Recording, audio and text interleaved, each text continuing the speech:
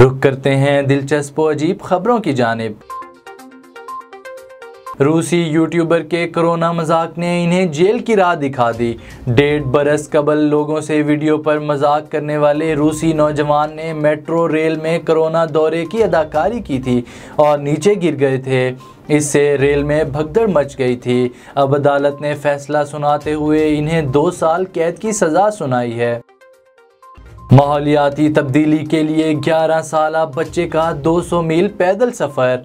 माहौलियाती तब्दीली के लिए दुनिया भर में इक़दाम किए जा रहे हैं, लेकिन 11 साला बरतानवी बच्चे ने कार्बन के अखराज में कमी के लिए अनोखे रास्ते का इंतखाब किया है, जिसके तहत वो 300 किलोमीटर से ज़ायद का सफ़र पैदल करके दुनिया भर के माहिरीन माहौलियात के लिए एक नई मिसाल कायम करेंगे।